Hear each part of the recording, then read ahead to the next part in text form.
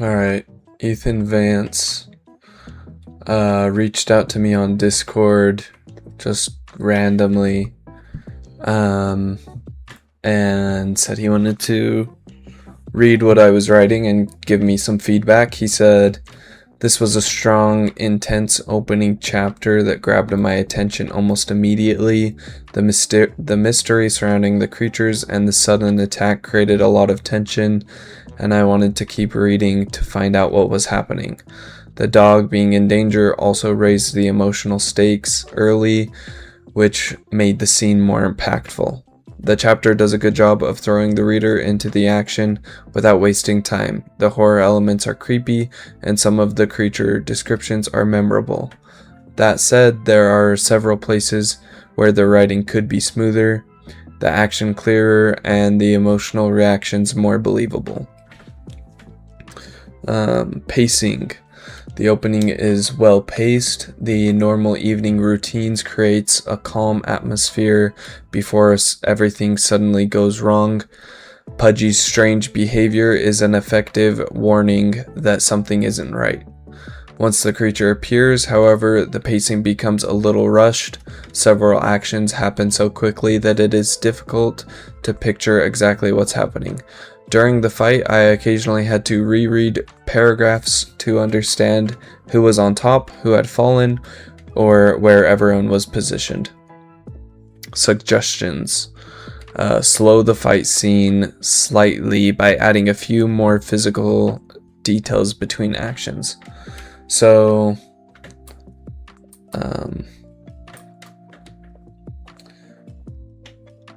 maybe I kind of just want to read through this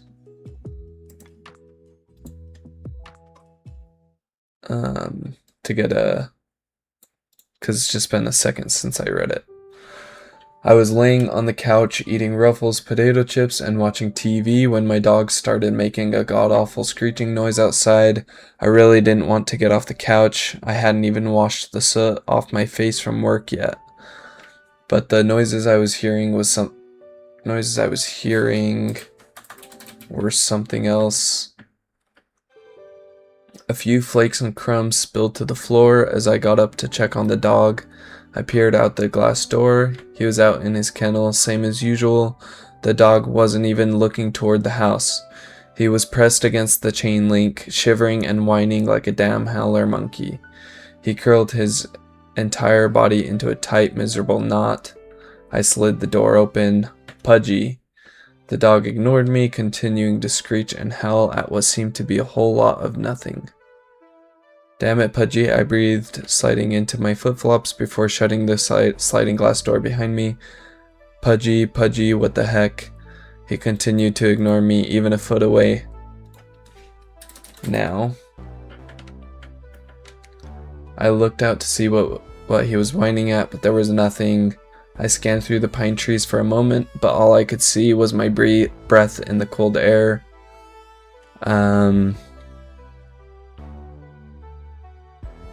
Ethan Vance gave me some feedback right there.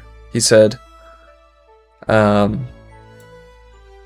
although this chapter focuses mostly on action, the setting still comes across clearly. The cold night, pine trees, backyard kennel, and quiet suburban atmosphere create an isolated feeling that works well for horror. The creature description is also memorable. The comparison to melting white gum and white chocolate is unique and unsettling. However, there are places where more sensory detail could strengthen the atmosphere. He says, what sounds fill the woods besides Pudgy? That's a good idea. Let's see. So, damn it, Pudgy. I breathed, sliding into my flip-flops. How about, okay, let's see. Right here we could add some sound. All I could see was my breath in the cold air. My wife didn't like having the dog inside at night, but my arms were getting goosebumps.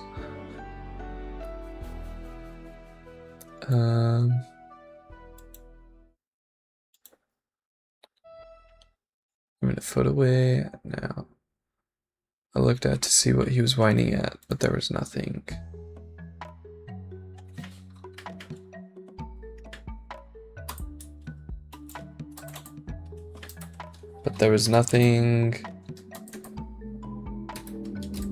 Except the occasional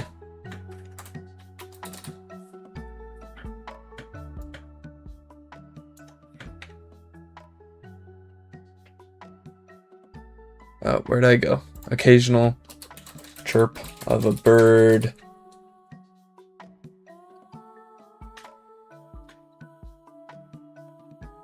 I don't know. Do birds chirp on cold nights? There's nothing.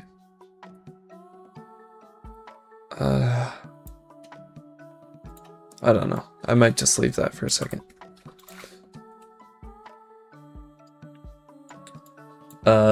I scanned through the pine trees for a moment, but all I could see was my breath in the cold air.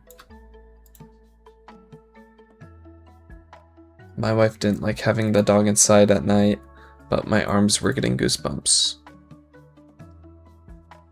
Does the air suddenly become colder?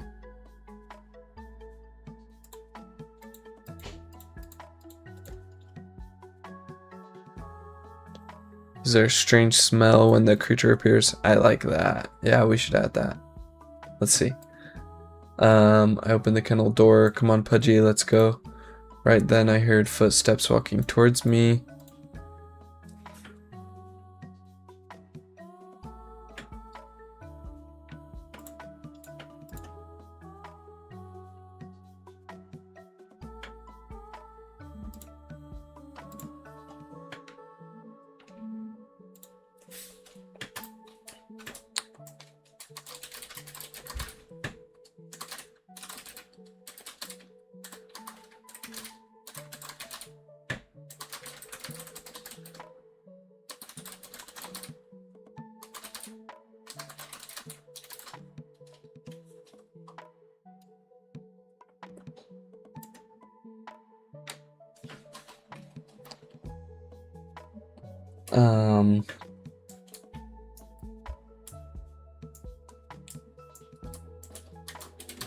The smell from its mouth.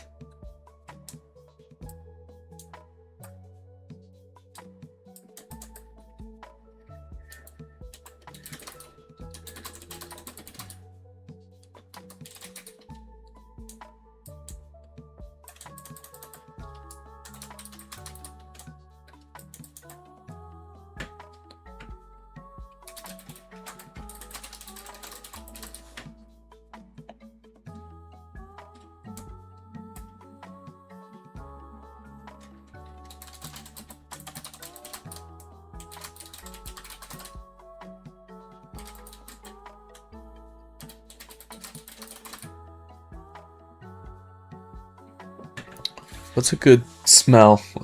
What's a really bad smell? The smell coming off the monster reminded me of opening the trash can.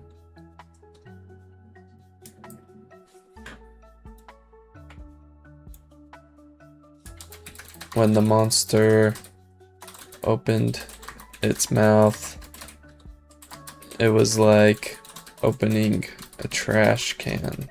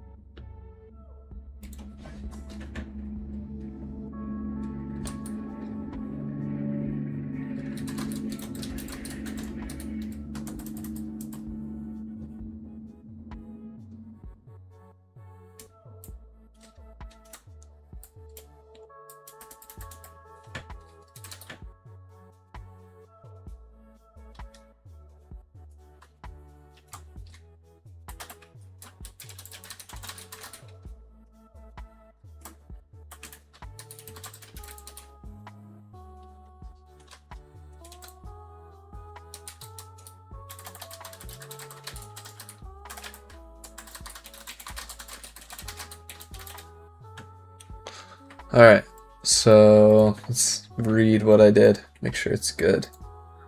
I scanned through the pine trees for a moment, but all I could see was my breath in the cold air. My wife didn't like having the dog inside at night, but my arms were getting goosebumps.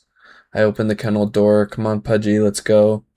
Right then I heard footsteps walking towards me. My heart flew out of my chest. I was expecting a deer, or in the worst case scenario, maybe a bear, but no, it was so much worse. The thing was absolutely hideous. It looked like a child's drawing of a human had been brought to life, sculpted from melting white gum and white chocolate, then covered in black sprinkles. Holy F, I tripped backwards, stumbling away from the creature. So he said, he gave me some advice on this. He said that when he sees the monster, he should be like, I need to take more time describing just like how shocked he is. So let's see.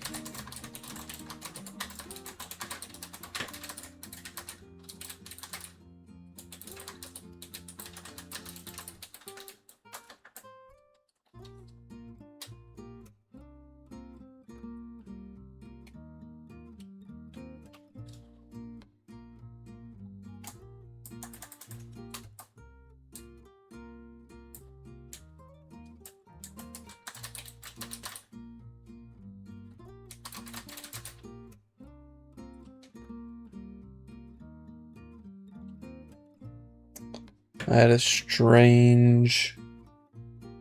I'm trying to like describe that feeling you get in your chest when like, I don't know. Like when you haven't eaten enough, or like when you're like just super scared. I don't know.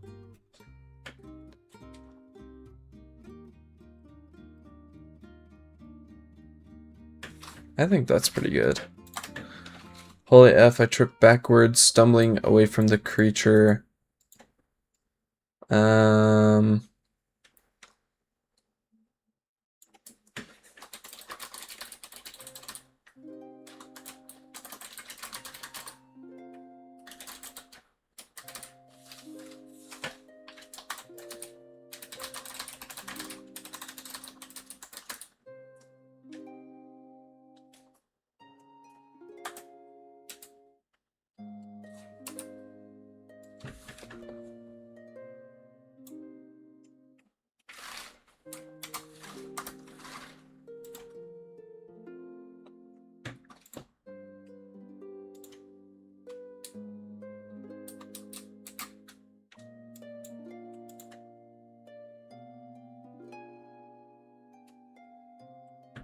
Okay, let's see. So, I tripped backwards.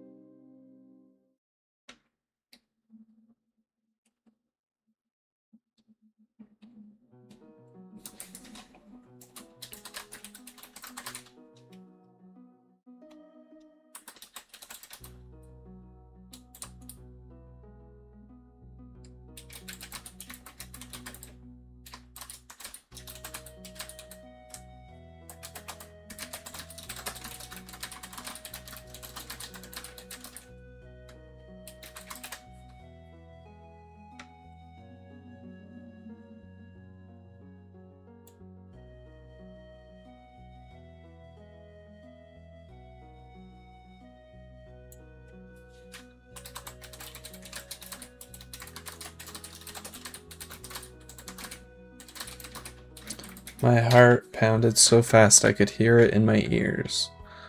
What the hell was that thing? I couldn't turn my eyes from it. My heart pounded so fast I could hear it in my ears. I don't know, that sounds kind of weird altogether like that. The thing was absolutely hideous. It looked like a child's drawing. Blah blah blah. Holy F, I tripped backwards, stumbling away from the creature.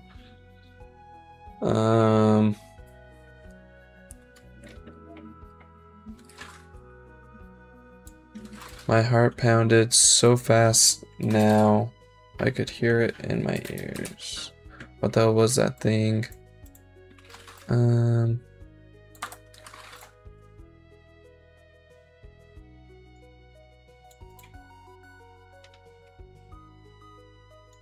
My heart began to pound.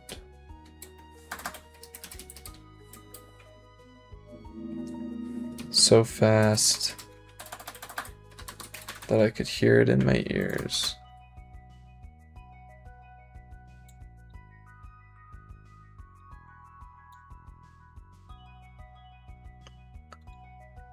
It was a husk of a thing. Its form was mostly anthropomorphic. The skin on its head was shrink wrapped to the skull, and it didn't have eyes. I need to detail that part better. It didn't have eyes.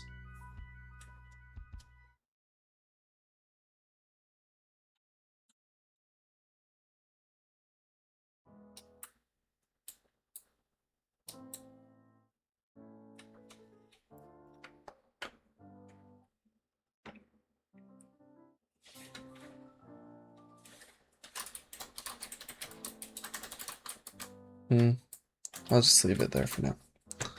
I might have even considered fighting the shell of a monster off to save my dog if it didn't have 5-inch nails that I thought could pierce right through me.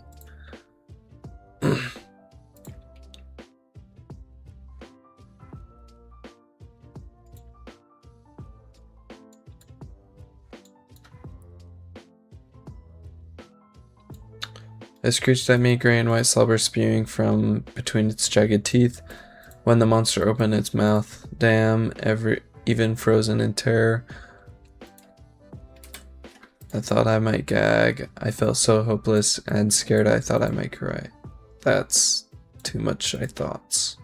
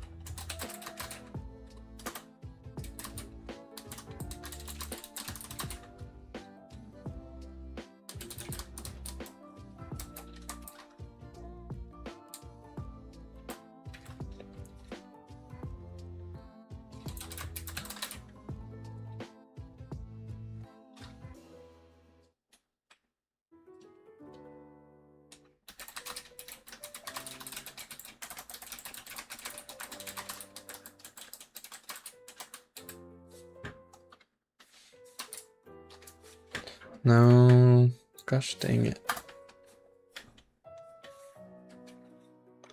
Alright, gonna have to go.